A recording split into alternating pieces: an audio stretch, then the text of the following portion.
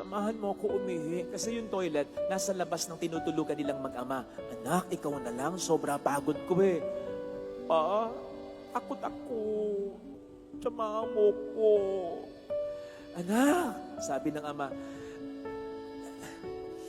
ganito na lang. Pagbukas mo ng pintuan, huwag mong isasara. Nandyan lang naman yung CR, anak. Na, pagod si Papa.